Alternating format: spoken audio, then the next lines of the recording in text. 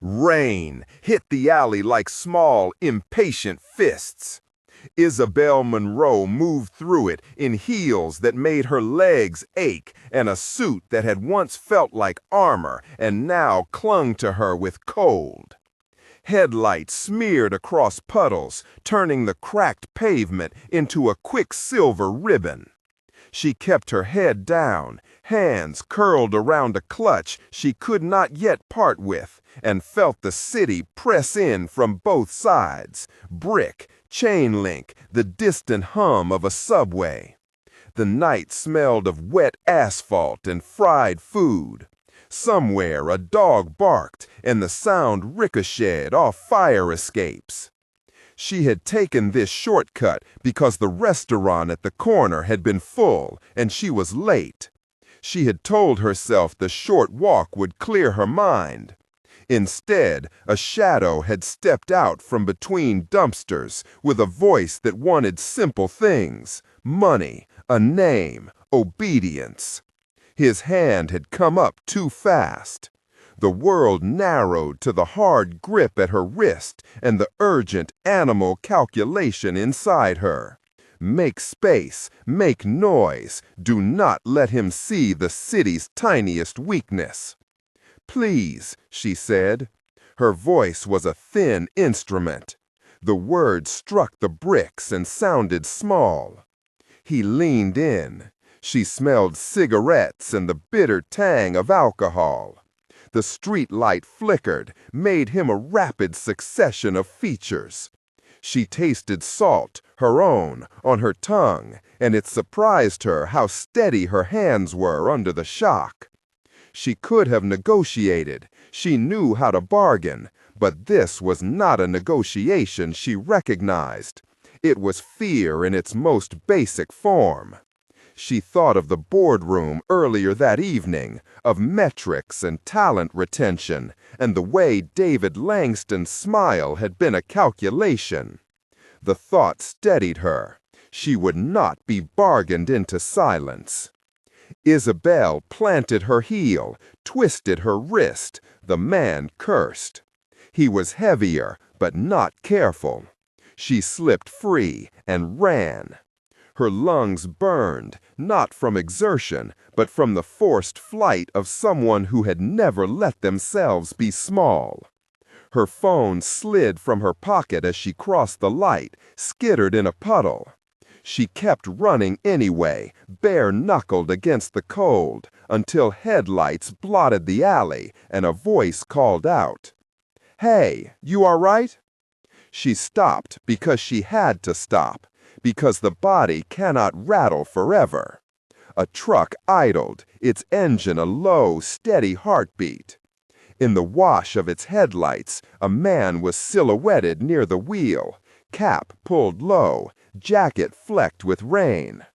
He stepped toward her without the theatricality of a hero. He moved like someone who had taught himself how to stay calm in bad rooms. "Yes," she said. And then, because the man's presence felt simple and immediate and not at all like the precise, cruel calculation of the city or the boardroom, she added, "Please, don't hurt me." The man, Tyler Ford, had seen fear before. He had learned to read it in the way muscles tightened around a throat, in the way breath remembered how to stay light. He did not ask why. He did not make promises. He opened the truck door and held out a hand that smelled faintly of motor oil and something like ginger tea, maybe, reheated in a thermos at the side of his seat. "Get in," he said. His voice was flat, which in nights like these was better. Flatness carried no assumptions. She climbed into the truck, shoes scuffing the rubber mat, jacket damped at the shoulders. The man's hands were large and careful when he took her wrist to check her pulse. He did not ask for her credentials. He only asked where she hurt, and where it hurt most was where no one could stitch. The place inside that worried about being seen and then used. They drove without much conversation. Tyler's truck was full of small practicalities: rope, rags, a folded blanket, and a child's small backpack with dinosaurs stitched on it. At a stoplight, he glanced at her in the rearview mirror. "Name?" "Isabelle," she said. "Lily's real name is Leela," he answered automatically, as if that settled the authorization for kindness. "But Leela won't mind." She almost told him about the boardroom, the earlier meeting, the way David's words had angled like knives. Instead, she stared at the rain streaking the truck window and thought of the very ordinary dignity of staying alive. "Thank you," she said. At the apartment, the light inside was warm and thin. The hallway smelled faintly of soap and crayons. A small pair of shoes sat by the door, scuffed and waiting. The living room was modest: well-loved couch with a blanket sewn over one arm, a coffee table littered with children's books and a stack of unpaid bills. In a corner, on the back of the sofa, a sweater with a moth-eaten elbow hung like a flag of quiet survival. Tyler moved with a practiced economy. He pulled a blanket over Isabelle's shoulders, checked a cut on her hand with a palm that was both steady and strangely tender. "Step, breathe, balance," he said, in a voice that suggested the refrain was both instruction and liturgy. He wrapped a thin strip of cloth around her wrist, knotting it with the precise fingers of someone who had worked with rope and the fragile human body for years. She watched the room. A crayon drawing was taped to the refrigerator. A family under a single oversized sun, stick figures smiling. One figure had a necklace drawn around the neck, a messy chain of color, meant to be a bracelet, perhaps. There was a mildness there that felt unfamiliar. In the penthouse she had once occupied, art was framed and curated. Here, art was adhesive and immediate. Tyler did not pry into her suit jacket. He brought ginger tea in a chipped mug, steam fogging her glasses, and sat in the chair across from her.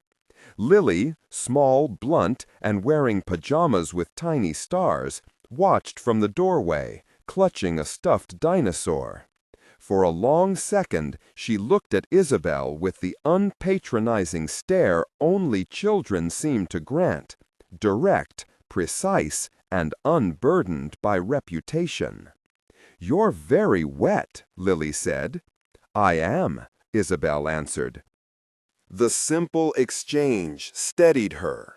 The child's voice made no assumptions about why a woman like Isabelle would be in an alley. It simply recognized a wetness and offered it a label.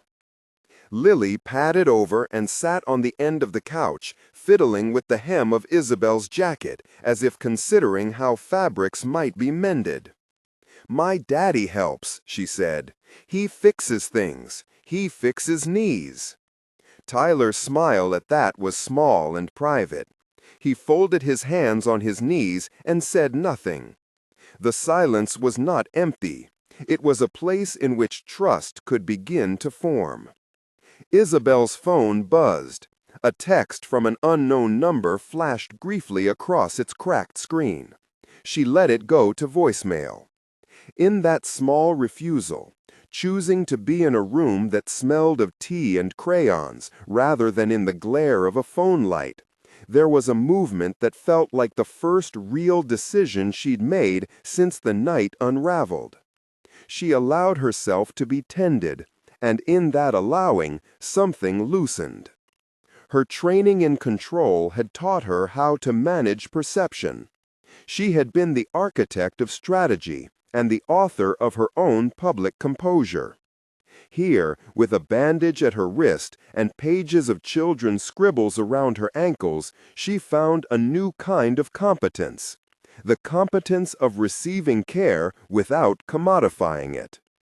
Tyler did not ask questions she could not answer.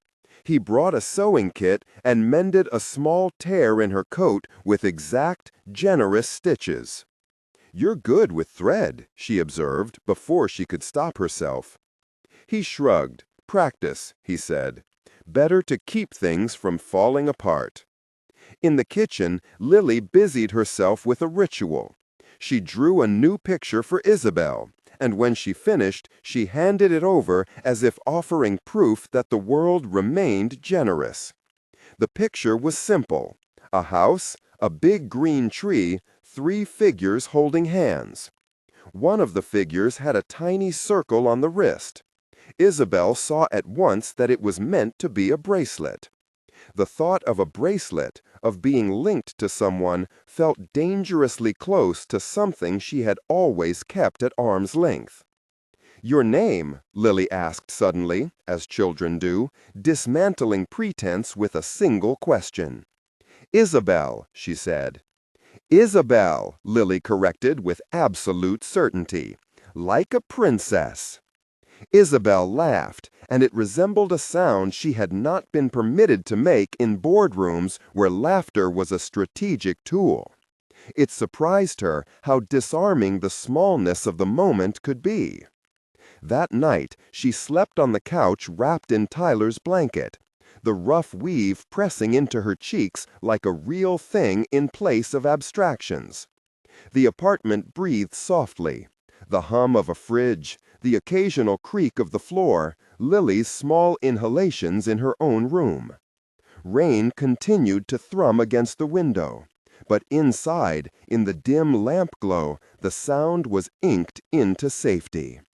She woke to the smell of ginger tea and frying butter.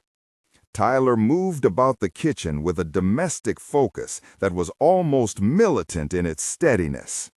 In the small morning light, he floured a pan and made pancakes, the batter hitting the skillet with a sound that was at once ordinary and holy. Lily sat at the table, hair in 2 careless pigtails, drawing bracelets on her lap.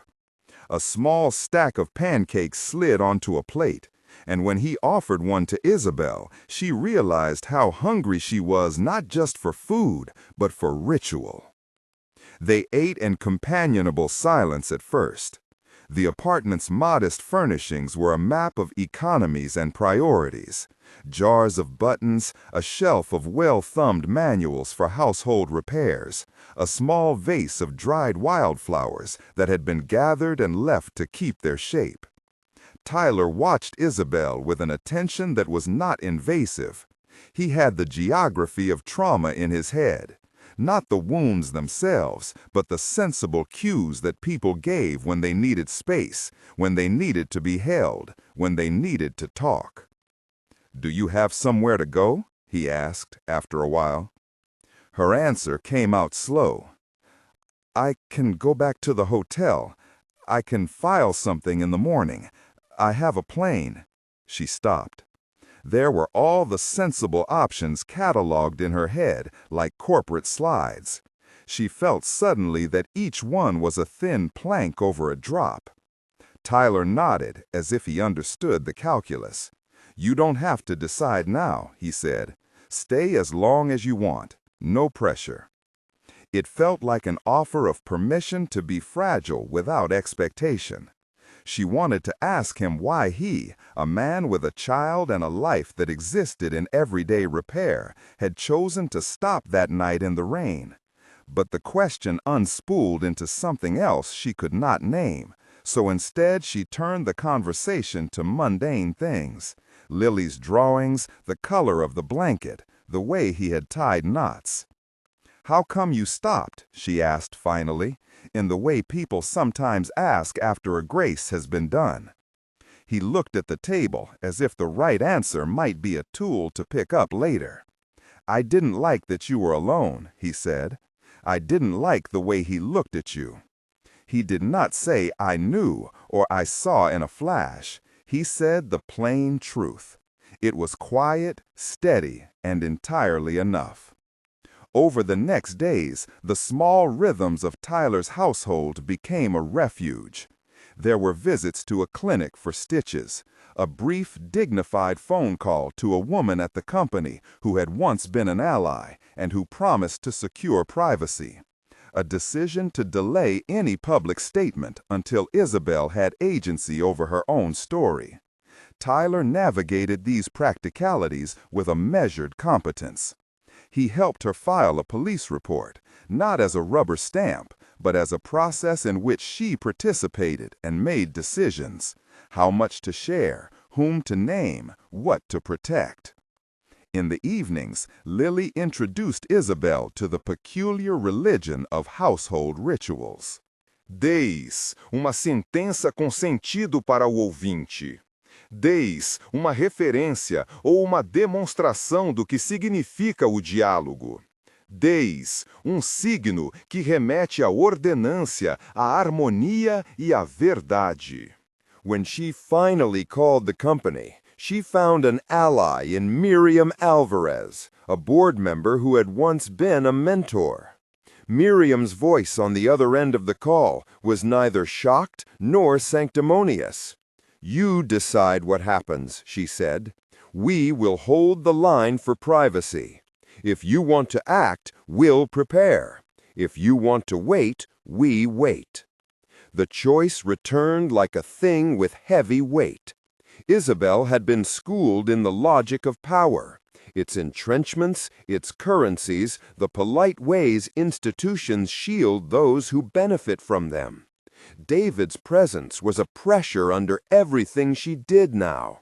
A man who measured people like assets and who expected the world to bend in service of his ambitions. She felt his name like an ache in the night, small, sharp, certain.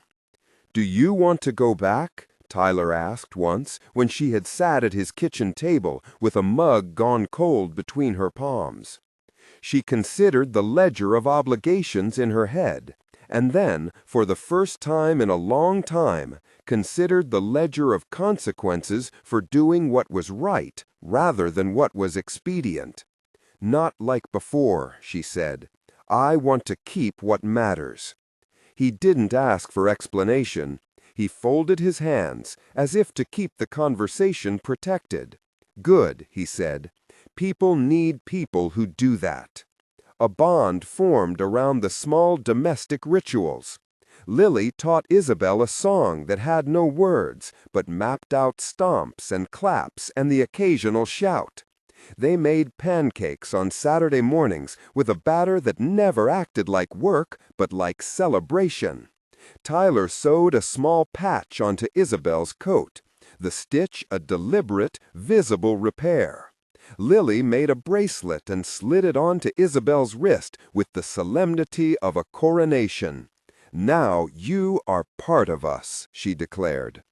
Isabelle felt something like a rediscovery of belonging. She had always been adept at belonging to systems, networks of influence, a lattice of expectations. This belonging was not strategic. It was accidental and exacting. It required her to be small sometimes, to admit that she could not fix everything at once. It asked for patience, for the kind of listening that did not have to be performance.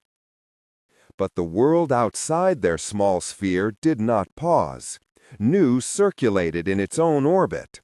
A reporter's name showed up on Miriam's call log, and someone at the company leaked the barest hint of a scandal to a colleague who had always coveted her position. The rumor mill began to churn, as it does, indifferent to nuance. David Langston did not care about rumor. He cared about control. He moved with a surgical attentiveness to the levers he had learned to pull. Isabelle received a message that was carefully framed as concern, but carried an undertow, a suggestion that the company would be better off if she accepted a quiet sabbatical. She read the message and felt the old reflex: manage perception, avoid damage, protect the brand. For a moment, she could see the neat slide of consequence. Suffer in silence, return with a story that nobody would remember the actual harm in. Carry on. The image of Lily's small hand weaving bracelets came back to her, and with it the simple arithmetic of dignity. She thought of Tyler's bandaged hands and the way he had said the thing that had steadied her. You don't have to decide now. She did not decide that night. Instead, she sat on the small porch with Tyler after Lily had gone to bed, the sky full of indifferent stars, and they talked about ordinary things that made room in their language for larger things. Tyler spoke about the day he had left rescue work, about the weight of choices. Isabelle shared, haltingly, about the boardroom, about how ambition had once seemed indistinguishable from meaning. They constructed, slowly, a map of different values. Power can be lonely, Tyler said. We think it keeps us safe, but sometimes it makes us hide our soft parts until there is nothing left but a hard shell. She laughed then, a sound like relief. I spent my life building a shell, she admitted, and I thought that shell was proof that I mattered. He looked at her not with pity, but with a kind of plain assessment. Maybe it's proof you mattered to yourself, but not always to others, he said, and that's okay. You can unbuild it a bit. The days that followed were a montage of small decisions. Isabelle declined a carefully arranged press conference. She told Miriam she would not be returning to her old role as it had been. The conversations were precise, heavy with consequence, and oddly quiet. Her resignation would not be a retreat, but a redefinition, if she could make it so. Miriam pledged to hold her name steady and to help seat someone who would not weaponize the office. At night, Isabelle sat at the kitchen table with Lily's drawings spread before her. One was a crude sketch of 3 figures under a large sun. Another showed a house with a door drawn in thick red crayon. She began to tape the drawings into the small notebook she was keeping, creating a collage of moments that felt like a new identity in the making. One not calculated by quarterly profits, but measured in pancakes and steady hands and the careful mending of a coat.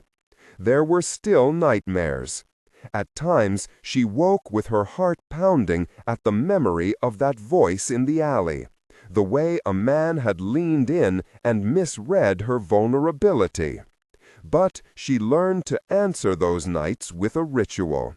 She reached for the bracelet Lily had made and felt the roughness of its beads, the uneven knot. It grounded her in a way no number ever had. In the daylight, she practiced saying no in small places, a polite refusal to an invasive question, a boundary set with calm. The transformation was not heroic or sudden. It was made of stitches and tea and the steady presence of a household that refused to make a spectacle of her pain. Tyler's care had no ledger and no ulterior motive. He helped because he did not like to leave harm untended. Lily's acceptance required nothing but the willingness to be seen. One afternoon, as late summer gave way to a softer light, a letter arrived from the company. It was brief and bureaucratic, the kind of document that could be filed and archived. But beneath the official language there was a tremor, an offer to settle in a way that would bind Isabelle to silence. The paper smelled of office and rubber stamp. She put it aside and went to the window to watch Lily plant a seed in a pot Tyler kept on the sill. "What's that for?" Isabelle asked. "For tomorrow," Lily said matter-of-factly, "so it can be surprising." Isabelle understood. The small plant was an act of hope in undramatic form. She placed her hand on the sill near Lily's and felt the rough warmth of sun on clay. That evening, over the ritual of pancakes and the makeshift crown of aluminum foil Lily insisted on wearing, Isabelle made a choice that did not look dramatic on paper. She refused the settlement. She would not be silenced for convenience. It was not a decision made from bravado, but from something deeper, an alignment of self with the small, honest community she had found. Standing at the stove with a spatula in hand and the smell of butter warming the kitchen, she felt a strange clarity. "I will tell them what happened," she said quietly, not to anyone in particular, but to the room that had held her. "I will speak, but I will do it on my terms." Tyler watched her, his face a map of cautious approval. "We'll help," he said. "You won't be alone." She did not want martyrdom. She wanted honesty and restitution, and the possibility that the life she built afterward would be defined by what she gave out of abundance rather than what she had once sought to accumulate. The shape of a plan formed slowly. Resign with integrity. Create something outward-looking that supported vulnerable women. Name it with the small reverence she felt for Lily's bright hand. Lily House, a place that would offer refuge and practical help. The idea hung in the air like a seed waiting for spring. It felt tentative and possible. In the kitchen that night, they talked logistics in the kind of low, practical voice that was both tender and effective. Lily, ever the director of small ceremonies, declared that the first act of the Lily House would always be making pancakes for anyone who walked through the door. Isabelle slept with that plan at the edge of waking and waking. There was terror, of course, the kind that sat like a shadow in the corners of a room. But there was also a budding steadiness, like a plant finding enough light to send a shoot. She had been rescued, yes, but she had also been rescued into a life that asked something of her. To be vulnerable enough to belong and brave enough to step away from a system that valued her only insofar as she performed. One night, Tyler told her a story about a rescue that had gone wrong years ago. He told it not to shame himself, but to explain the grammar of his present, how mistakes could be a ledger of grief, but also a curriculum for better choices.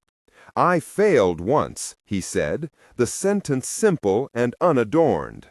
"I couldn't save someone. I carried that for a long time, and thought, if I can help even one more time, maybe that evens things out." Isabelle listened. She thought about the ledger she had kept with profit lines that never accounted for the human cost. She considered how power had been both shield and shackle, and how leaving it would feel like both loss and liberation. The choice was not to abandon effectiveness, but to redefine it. In the mornings, they went to small-town meetings where Tyler fixed a neighbor's door, and Isabelle, not yet public, volunteered to help with budgets and grant applications for the community garden. She learned a new language of usefulness, one that included asking for help as offering it. She found herself teaching Lily to read a page of a simple book, and, in turn, learning how to let a child take the lead. The slow work of rebuilding a life moved through small rituals: sewing, bracelet making, pancakes on Saturdays, gardening at dusk. Each ritual layered a new meaning onto the previous life she had known. The symbolism stitched into these moments was not poetic for its own sake, but practical. mending coats, tending lilies, keeping watch. The axe ground her choices in the tangible. Still, the world of power did not vanish. David Langston made an appearance like fog over the river. He did not need to enter the room to be felt. He circulated notes. He made thinly veiled threats designed to make resignation seem like a foolish choice. Isabelle watched his attempts from a distance, inventorying the leverage he attempted to wield.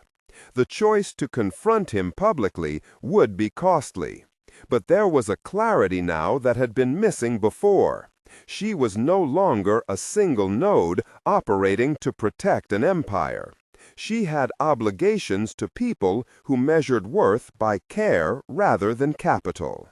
On a late afternoon with rain threading the air again, less violent than that first night, Isabelle stood in Tyler's doorway with a small packet of papers in her hand. She had rehearsed in a dozen private rooms how to speak her truth to people who would prefer silence. The sound of distant thunder made the air thick and confident. "If you decide to do this," Tyler said, "remember, you are choosing to be seen. There will be noise. Hold the small things. Step, breathe, balance." She nodded. The words had become a liturgy for them. Isabelle folded the packet into her bag. Lily handed her a new drawing, a house with a red door and a small circle on the wrist of one figure. "For when you go," Lily said solemnly, "so you remember the bracelet." Isabelle slid the bracelet onto her wrist, the beads rough and warm. She left Tyler's apartment with the careful steadiness that had become her new armor. Outside, the city was the same. Its lights, its businesses, its calcified rhythms. But she moved through it differently, not as a person who guarded every exposure, but as someone who had chosen where to be vulnerable. The decision did not erase fear, but it gave it a border. She had not yet stood in front of the boardroom. That confrontation would require a courage of a different register. For now, the steps were inward and practical. File the resignation, prepare witnesses, ensure support for those who might be affected. The path toward the Lily House, toward a life of service instead of dominion, was being sketched in small acts.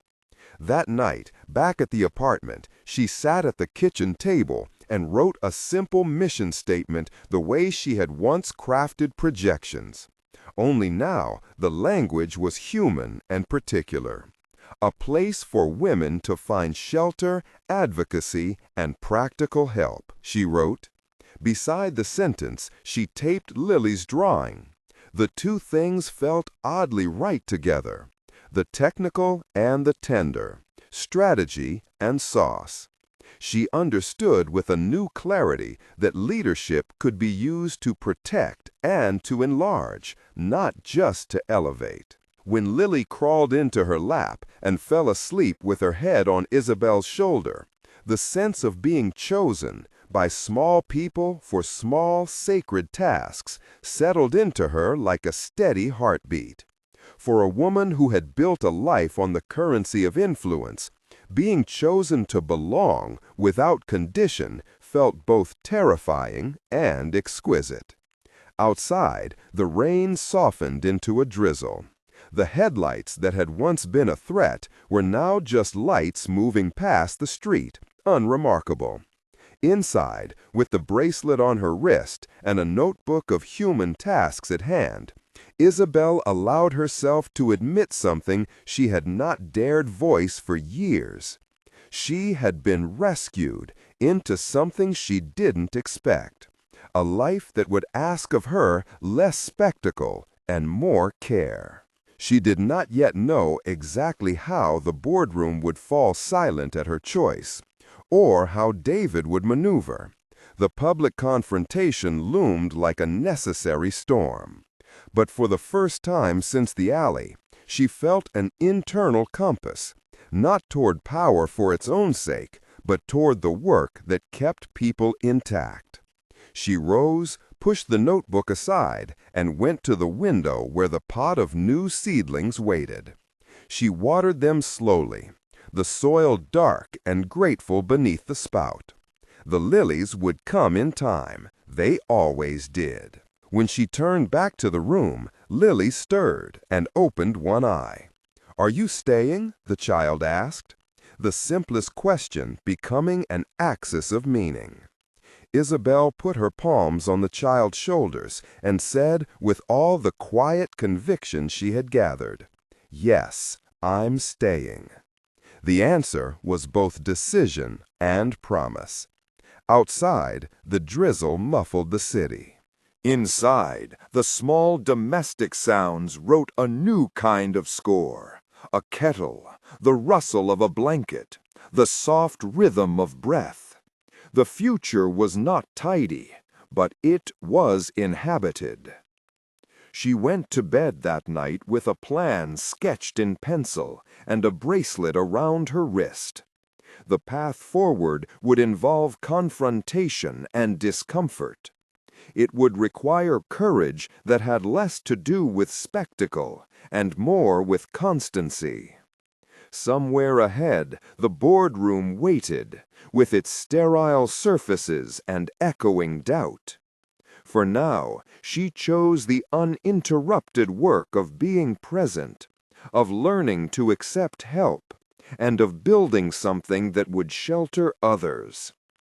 In the dark, Tyler's voice from the couch where he had fallen asleep reading a flyer about a local charity murmured without waking, "We make pancakes for the brave."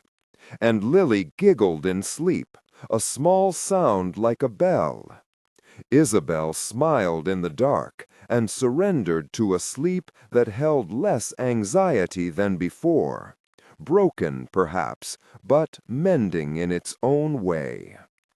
Morning would bring paperwork and resolutions and the clamor of decisions, but the night had given her a new map, not a map of a corporation's growth, but a map of a life stitched by small hands and steady choices. She had been rescued when she had begged not to be hurt. She had been offered something she had not expected, a home of sorts, a found family, a new definition of success. The world outside would demand its reckonings, but within the walls that smelled of ginger and crayons, the work of healing had already begun. Morning arrived in a thin, determined light. Isabelle woke before the apartment stirred, feeling the weight of the night's calm like a ledger finally closed. She dressed in the clothes she had worn into the alley, simple, unremarkable, but chose a scarf Lily had looped clumsily round her neck the night before. The child's attempt at finery felt like an amulet against the old habits of armor. Tyler was already in the kitchen, crouched by the battered kettle, listening to an old radio that hummed more than spoke.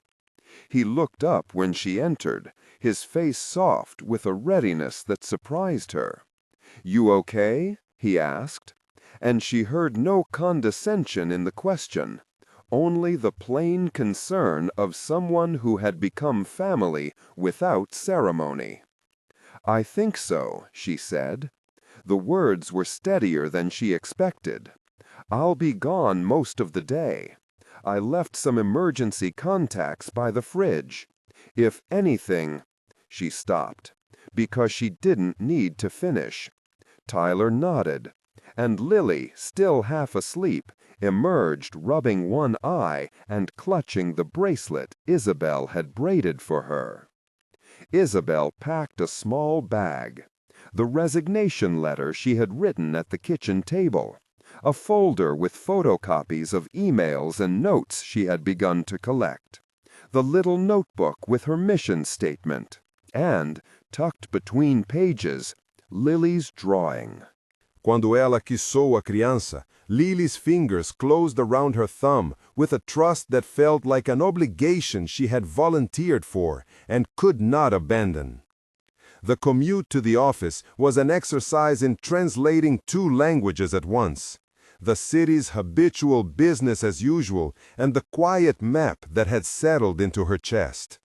Cars passed. Rush hour faces were blank instruments of routine. At the tower's lobby, a security guard glanced at her badge with the polite distance afforded to people who had once mattered greatly. Isabelle returned the glance with something simpler, a steady gaze that did not beg permission. Her assistant, Mara, met her outside the elevator with an expression she'd learned to read over years. There, when the currents of power shifted, but careful not to be swept away. "They've scheduled the board for 1, Mara said softly. "David wants to present a growth forecast. I told him we had your briefing at 9. "Good," Isabelle replied. Her mouth tasted of metal and coffee. "I'd like the board to hear from me first." Mara's eyes registered the shape of the plan without surprise. "I'll have the conference room prepped. Legal will be there. I texted a few people you wanted as witnesses." She had prepared the witnesses the way someone prepares a garden bed before rain. Remove the stones, mark the rows, place the seedlings with care. There were women who had been on the margins of the firm's philanthropic initiatives, former beneficiaries who had been silenced or shuffled, a junior director who had been passed over after speaking up, a program manager who had archives of messages and misapplied funds. They had agreed, reluctantly grateful for the chance to be seen. Isabelle had offered protection, temporary counsel, referrals, assurances of paid leave, and a promise that whatever she did would center them, not the spectacle of a high-profile resignation. In the elevator, Isabelle felt a hollow of old instincts, the precise pleasure of control, the pharmacology of momentum. She let the feeling pass. The ladder that had once measured her own worth now felt like a structure she wanted to take apart, not climb. The conference room smelled of lemon polish and invisible decisions. The board had assembled in a way that suggested both habit and curiosity. Men and women in tailored garments, their faces calibrated to least disruptive interest. David arrived last, impeccably composed, his smile a practiced arc. He acknowledged Isabelle with the smallest nod, as to a colleague who might still be useful. Isabelle set the resignation letter on the polished table and, with Mara's help, passed around the folder. The witness testimonies were in envelopes. Brief statements, phone numbers, addresses of shelters, and documents that mapped the misdirection of funds and the quiet coercions that had been the firm's secret cost. She had not come for spectacle. She had come with facts, and the facts sat on the table like objects that could not be ignored. "Before we begin," Isabelle said, and the room's murmur tightened, "I am resigning from the firm effective 30 days from today. This decision is deliberate."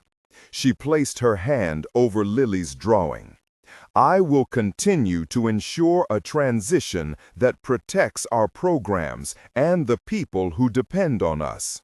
But I refuse to preside over an institution whose benefits are not equally distributed to those we claim to serve." A sting of humorless surprise crossed a few faces. David's jaw hardened. The smile he traded in so easily had difficulty finding its footing. "Isabelle," he said, the syllable a measured weapon, "this is sudden. You owe the board." "You owe the board an explanation?" she asked, and her voice did not tremble. "No. I owe truth to the people whose names are in these envelopes." She gestured toward the witnesses. "They will speak. I will invite legal review. And I will be creating a center, Lily House, that will take over certain services and ensure direct distribution of resources, free from the filter of corporate discretion. The temperature in the room shifted. A woman at the far end, one of the oldest board members, lifted a hand. "You say Lily House as if it is already here? Do you have funding?" she asked, in the dry manner of a steward of legacy. Isabelle did not feign innocence. "Not yet," she admitted. "But I am not leaving empty-handed. I am proposing that the firm commit to a transitional grant and that we reallocate a portion of the philanthropic budget to assure continuity for current beneficiaries. More than that, I intend to use my own network to secure partners who will ensure legal and operational support. This is not about spectacle or a career pivot. This is about repair." David inhaled as if to cut her off, but she continued. "And while this transition occurs, employees who have been marginalized will be protected from retaliation. I've notified counsel and prepared a list of measures to safeguard staff and beneficiaries." He smiled then, a smaller, colder thing. "You're asking the board to hobble the firm before you even leave." His rhetoric was precise, the familiar logic that equated risk with irresponsibility. "You're tying our hands." "I'm tying our hands to a moral standard," Isabelle replied. "If the firm's work is to mean anything, it must put people before prestige." Silence lengthened like a drawn breath. One by one, voices raised the practicalities: funding cycles, contractual obligations, image management. Isabelle answered with facts. Where she lacked specifics, she spoke of commitments already secured in principle, and of the staff who would not leave the work to chance. At length, the witnesses were invited in. They were ordinary people with extraordinary quietness. The way the mother who had been served by a program avoided showy language and spoke instead of dates and numbers. The junior director who looked Isabelle in the eye and said, "I was frightened to speak up before." The work ahead would be quieter and more obstinate, arranging legal protections for whistleblowers, shepherding the transition funds she had negotiated informally, building a small physical space where the list of needs could be met without the weight of bureaucracy. For the next days, she split herself along new lines. Mornings were for the firm, meetings with counsel, conversations with board members who oscillated between curiosity and anger, a terse phone call from a journalist sniffing for scandal. Afternoons were for the practicalities of Lily House, a lease negotiation with an aging landlord who loved the idea of a safe space on his street, volunteers offering skills in exchange for coffee and the promise of honest work, a pro bono lawyer who agreed to draft intake forms. At night, she learned the delicate calculus of being a parent and an organizer. Lily asked small, urgent questions that required no policy papers to answer. "Will we have pancakes tomorrow?" "Who is the lady with the purple hair?" Isabelle found that her answers often began with commitments she intended to keep. "Yes," she said about pancakes.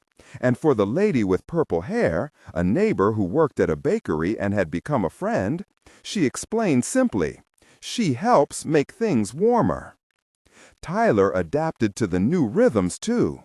He took on chores with an enthusiasm that could have been performative, except that the ease in his manner was real.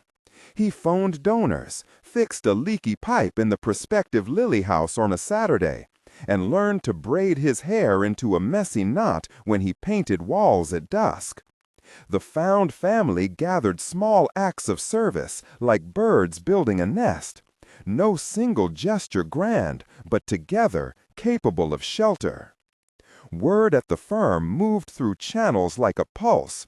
Some applauded her bravery. Others denounced what they called theatrics. David ramped up efforts to frame the narrative. Emails went out positioning Isabelle's resignation as a sudden personal choice, an abrupt retreat from leadership. He hinted at instability. Isabelle responded by continuing to do what she had promised. Follow through on the transitional funding talks. Secure the volunteer schedules. Make sure the women who would need the services were informed and supported. One afternoon, a woman named Rosa, whose testimony had been one of the quietest but most consequential, came by the apartment with a small stack of forms and an enormous hunk of homemade bread. She sat at the table and listened while Isabelle described bed counts, emergency contacts, and the tentative menu schedule for the shelter. Rosa's hands were calloused from years of work. She folded the forms with practiced motion. "You're doing the right thing," Rosa said simply. "People need a place that listens." At that, Isabelle felt the old guard of self-defense slacken. The compliment was not about her past achievements or office politics. It was about the very human return on work that was patient and present. She had not imagined com guia de estilo e instruções para a síntese de fala. Início das instruções. Você é narrador, palestrante, com voz potente, forte e autoritária. O tom deve ser firme e inabalável. Contexto de continuidade. A frase anterior era: She had not imagined how quickly the moral ledger would outweigh the financial one. Mantenha o ritmo e a força vocal sem quebrar a conexão. Haja como se estivesse transmitindo uma verdade fundamental. Fim das instruções. But the storm was not yet over. David's maneuvers accumulated like a slow bruise. A leaked memo referencing executive instability. A rumor seeded into a network of donors. A late-night call to a board member who demanded a public statement of faith in his leadership. Isabelle kept her head down, answering only when necessary, and used any blowback as evidence of why structural change mattered. When donors expressed concern, she met with them, honest about risks and clearer about the protections she had built into the transition plan. Each refusal from a conservative funder sharpened the terms of her mission. Lily House could not depend only on promises from the same institutions that had permitted harm. She returned to the city's smaller philanthropies, to neighbors, to the bakery with the woman who had purple hair, to church groups who wanted to donate sheets and socks without fanfare. The support was more modest but more durable, woven from commitment rather than headline. One morning, as a sudden wind made the seedlings on her sill tremble, Isabelle received an email flagged urgent. The board had convened an emergency session to discuss the allegations that had surfaced. She read it twice, feeling the old tremor of fear mingle with an oddness of expectation. The emergency would be what it claimed to be, a moment for reckoning, unavoidable now that she had named names and asked for a structure to be built in the open. She packed Lily into the stroller and headed to the little lease office where she was finalizing the Lily House contract. The landlord, an old man with a soft voice, handed her the keys with a small sermon about mending fences in the neighborhood. "You'll make a difference," he said, pressing the metal into her palm as if it were a talisman. That evening, with the space still empty and echoing, Isabelle swept the worn floors and imagined bunk beds and a small table where a woman might sit to fill out an application without fear. She taped Lily's drawing on the bare wall, and beneath it pinned the little mission statement she had written at the kitchen table. The handwriting looked small and resolute under the electric bulb. Outside, the city lights made a constellated line through the mist. Isabelle sat on an overturned crate, fatigue pooling in her limbs, and allowed herself a rare, unguarded thought. The courage she now needed was not the dramatic courage of public confrontation, but a quieter one, the kind that shows up every morning, recruits the small and faithful acts, and prefers service to celebration. She did not know how the board would vote. She did not know whether David would be removed, defended, or repositioned. She only knew the women who would come to this place, who might sleep without the complicating weight of being made to feel invisible. She knew Lily's small hand in hers, and the way that hand, in one simple clasp, made her stay. In the hush before sleep, Isabelle wrote a list of immediate needs for Lily House. Mattresses, a volunteer coordinator, a lawyer for intake interviews, a small fund to cover initial meals. She folded the list and placed it in the drawer with the resignation letter and the folder of testimonies. The objects were a constellation of intention. Outside, the night pressed close. Inside, a light remained on over a small, growing project. Tomorrow, the board would reconvene, and the city's currents would pull in new directions. Tonight, however, the apartment smelled of bread and paint and crayons, and Isabelle allowed herself a measure of peace. The work ahead would be long and granular, the courage required quiet and persistent. She breathed in the ordinary sounds of the household, Lily's even breathing in a small bed, Tyler's soft snore from the couch, and felt for the first time in a long while that courage could be ordinary too. It could be the choice to stay. It could be the choice to shelter. She turned off the lamp and, with the bracelet warm on her wrist, let the silence keep them company. The city outside made its plans. Inside, a different sort of plan was beginning to be realized, measured in small things that tended to life. The next day would bring the boardroom's verdict, and with it the shape of consequence. For now, she rested in the small conviction that had carried her thus far, that power could be used to protect, and that protection, once given, had a way of changing everything.